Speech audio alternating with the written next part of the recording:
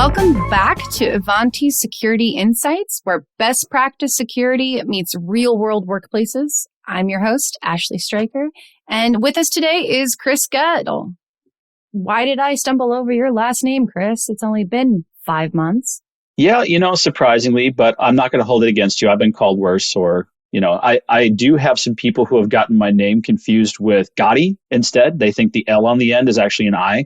I'm actually German, not Italian, and I don't have any affiliations with the mob, but it happens. No problem. Great to be back. Since I've been super awkward now, might as well just finally ask you this burning question. What is in the back? Why do you have a ladder?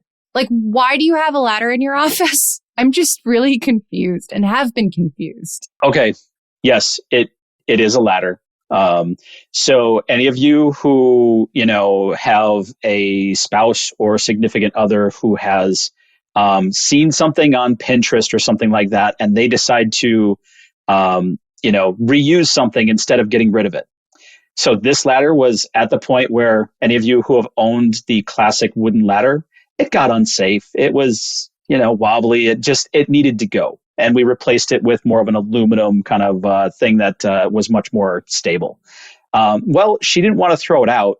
So you can see there's actually a couple of shelves on there too. It's now a shelf. So my printer is right back here. That's on there. But basically it's a wood ladder painted white. It's got bifold doors from a closet door set that we took out and replaced with something newer. And that's now my office shelf system. No, but I'm kind of in awe that your wife actually did that. I'm looking at a pair of bright blue closet doors I took off of the hinges determined to do something like that. And I still haven't done anything with them. So I'm genuinely in awe. I could have her send you some Pinterest ideas. Yeah. That's dangerous, sir. That is very dangerous. My husband would not appreciate you for that. Well, and no, I was, I think actually then this is an odd pivot point, but I'll pivot anyway because I'm just smooth that way. We were going to talk today about social engineering into people's good graces, and sending me Pinterest would not be the good way to do that, sir. So I totally thought you were trying to send me a phishing link the other day when you did send me a Pinterest tiny URL. I forgot about that. This did totally happen, and it was not planned to have that in here. But Ashley sent me a link to something that she wanted me to take a look at because we were ideation, trying to come up with this idea for some content we're working on. And I'm totally what are you sending me? You're sending me random links. I don't trust you. Now, for those of you at home, let's hear why Chris doesn't trust Ashley. We had just had a conversation because Ashley just heard this episode of Darknet Diaries. So Ashley, tell us about this episode you listened to and why Chris is paranoid about what links you send. Okay, first of all, Jack Recider, if you're listening, hi. I'm kind of a fangirl and it's been kind of ridiculous. I've been spamming Chris and half of the product security team and anybody else I think might be remotely interested, half a dozen episodes. I've been listening to them constantly. So hi. And second, you're listening to all of these different episodes and Jack does an amazing job of taking what are really technical and security, very, very niche episodes and incidents that occur that people outside of the industry wouldn't really understand or know about beyond headlines, and making them really real by interviewing people who were involved, a beautiful narrative story. It's really interesting and terrifying at the same time. I was scared to give my Wi-Fi password to somebody who came to my house the other day. But you listen to all of these stories and look, I'm in marketing, right? I write things for a living. I try and offer value for a living. But I am not at all technically inclined. My most IT capability is turning things off and back on again to see if that fixes the issue. So a couple dozen episodes in, we get to this part where some penetration testers are talking about breaking into a bank in Jamaica about and assessing how accessible that particular bank is. And I'll make sure that particular episode is linked in the show notes for anybody who wants to learn about it. And the way the penetration testers started their entire operation was open source intelligence. And they were just looking on people's LinkedIns to see what was going on, what they were affiliated at the source. And they were, browsing through comment threads, and they were looking at people's at public facing documents from the company itself, Google Maps to learn the outside. And I'm just sitting here the whole time going, oh, that's what I do when I build personas. Like literally, I go and look at our target people and go on LinkedIn and try and figure out like what kind of people they are and what they like to go on. I'm on subreddits all the time, reading about random in-jokes for people and learning how they speak and how they refer to themselves and what do they find organically interesting. And that was the exact same methodology that these people were using to then break into a freaking bank. And it just was like, it blew my brain. I think I shared that one with you though, Chris. And this is really where today's conversation kind of comes together is I basically told Ashley that the marketing brain is ideally suited for social engineering. It is, our job as, I'm more on the product marketing or product management side, but we cross over into marketing all the time as well. Just you guys, all the things that we're doing are very much the same. Anybody who's been around in the industry for long enough, you guys all remember how social engineering was, even a decade ago. You got the forward of email from, Disney wants to give out shares, or that you're distantly related to a Arabian prince, and if you give them your information, they're going to send you millions that you're due. Really, really just bad social engineering content. Fast forward today, it's very hard to spot phishing attempts now because they have tailored their content very specifically. The way they go about it is very much like the approach of just modern marketing. You have to understand your persona. You have to understand how they speak, what they're interested in, the different things that they're going to react to. The biggest thing about social engineering is we want them to react without thinking. And how do you do that? You either have to put something in front of them that they're so used to seeing, or something that they're going to not expect, but it will absolutely fit their day-to-day life to the point where they're going to just react and look at it. So most of you have experienced most of these now, but how many of you have gotten the either Amazon or FedEx or one of those types where it's basically like, hey, your package is delayed at this facility. You need to click here and give us an updated address to be able to send that. I've seen it many times from, well, most of us are the IT person, family member. Yeah, exactly. But they basically clicked on that and figured out they shouldn't have clicked on that. And then they call you up and they're like, what just happened? And I'm like, yeah, you totally got phished. I would probably, go and change your password for whatever it is you just gave up, or, look into that a little bit further. But that's what social engineering is all about. So it's very clear from my public profile that I am in content marketing. And if you read through my resume, you will see that I have done paid advertisements on various social media platforms before. I don't do that here at Ivanti though. So for somebody just doing a casual browse of my particular profile, curious about whether or not it was going to be, if they wanted to try this particular attack, my profile publicly would have shown that that is something that I had historically had access to.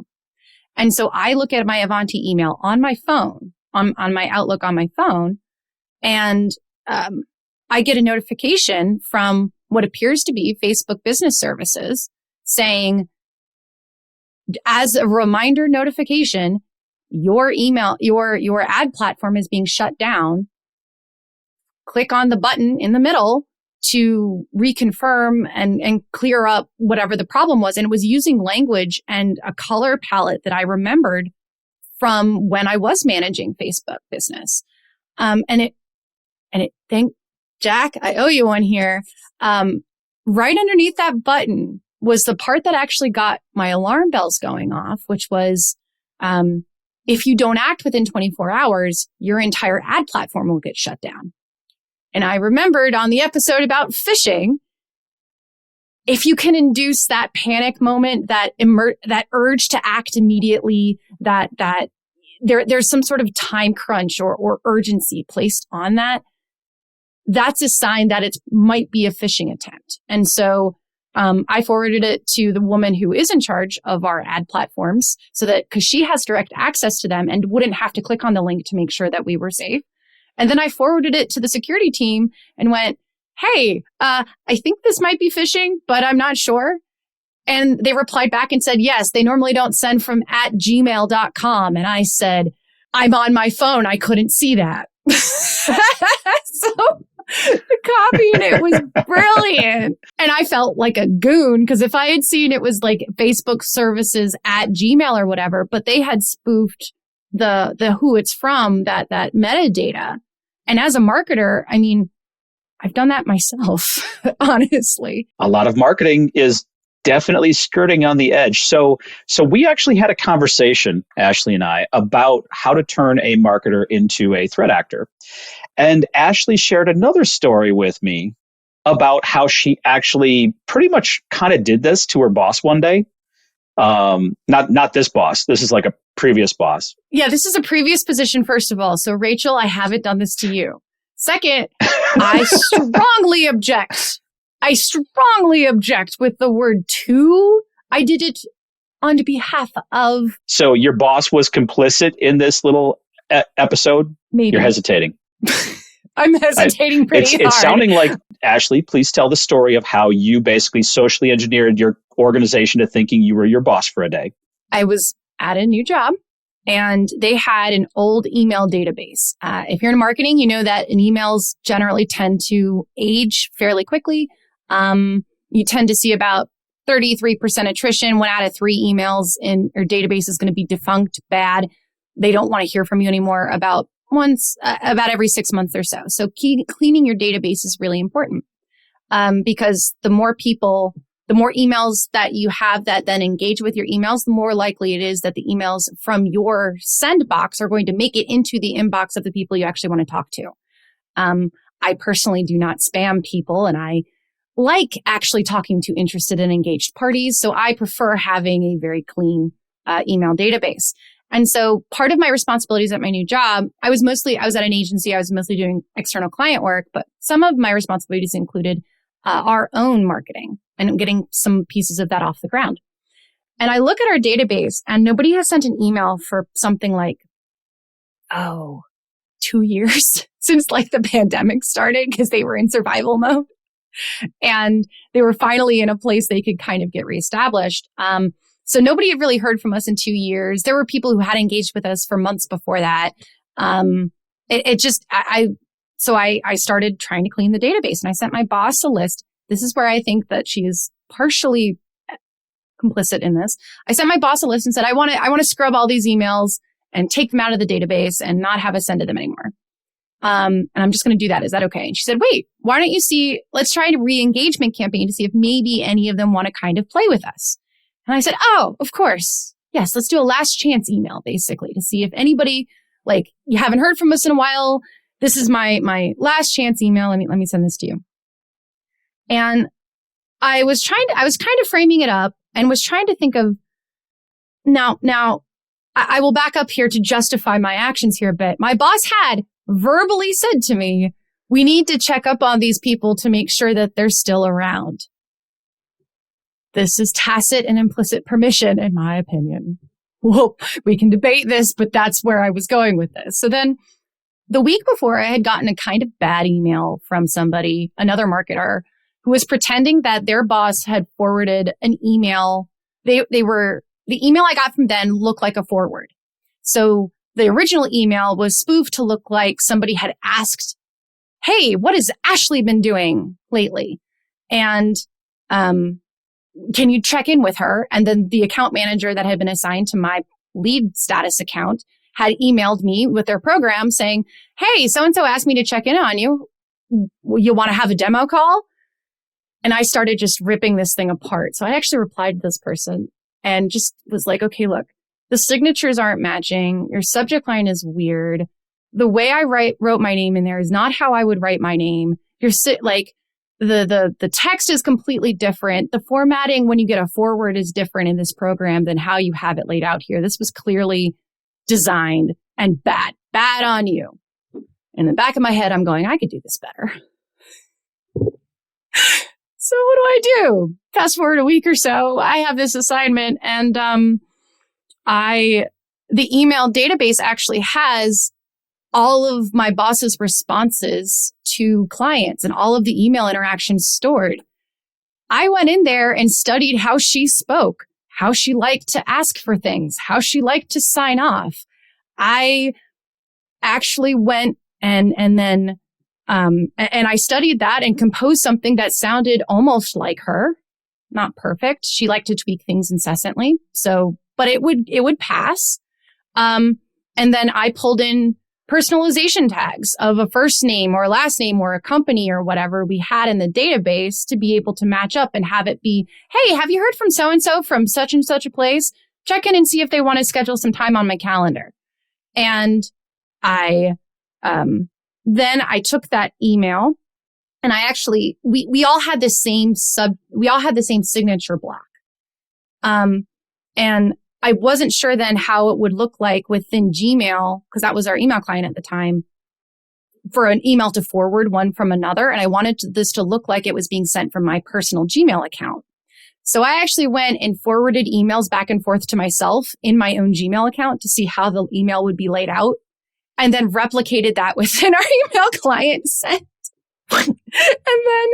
and then replicated, I screenshot her signature block to see how many pixels it was and all that, and then included that as a screenshot JPEG within the forwarded email message, and had attachments in there and stuff. And so so my message looked like the forward. I had to adjust the subject line because I wasn't allowed to send it as a forward.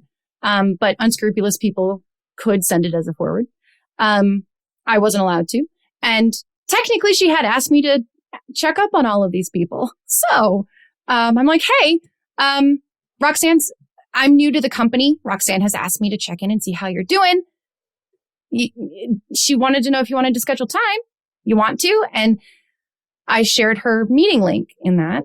And then I pressed send. Well, I scheduled it for 5 o'clock or for 1 o'clock, West Coast time. I was East Coast. So the email sent out at 5 p.m. my time, which is never send an email blast ever at the end of your workday. And I just kept getting ping, ping, ping, ping, ping, ping, ping. It was the most engaged with insane email ever. And then because I had put her meeting email link in there, she was just flooded with 15-minute, 30-minute calls from people who had all thought that Roxanne, the head of my company, was looking to meet with them. So I had to work with her personal assistant to clean out the inbox. And then I had also accidentally kept in all of the job applicants in there. So we had a whole bunch of job applicants thinking that the head of my company was looking into their resume and wanted to resume conversation. I felt so bad. So the reason that took so long is if personally and morally, if I'm going to send out an email like this that looks like it's a personal response, I'm going to individually respond to each and every one of those. So there's a lot of apologies, but we got a lot of really great responses.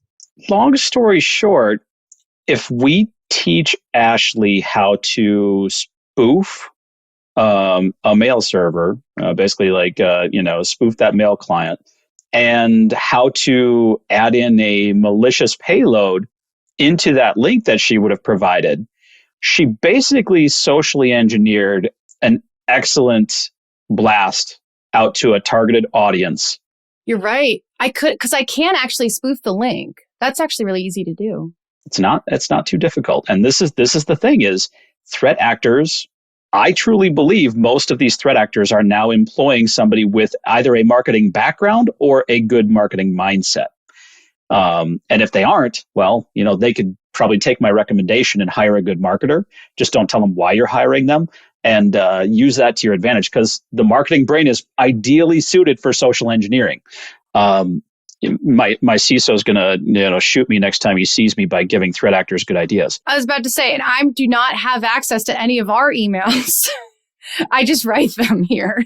So all's well that ends well, but it was weird to think that I was that close. Now, the next step in Ashley's journey to try to improve her cyber threat actor skills is she wants to go to a upcoming event and try to socially engineer her way into some of the backstage of it. Okay, I was kind of kidding, but also kind of not.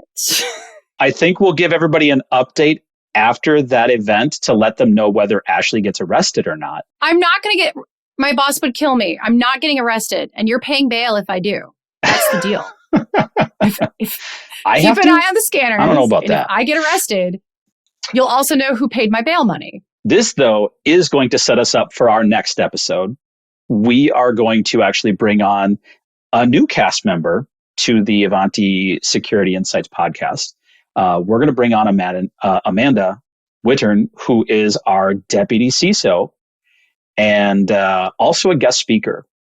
And we're going to talk about how they broke into the cybersecurity space and experiences that they had.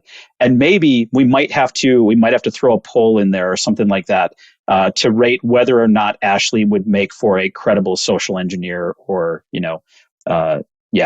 we'll see how we do that. But that could be fun. And if you do want to contribute some tips for how I can break into the back end of my content marketing conference I'm about to attend, please go ahead and follow us over at Go Ivanti, Ivanti.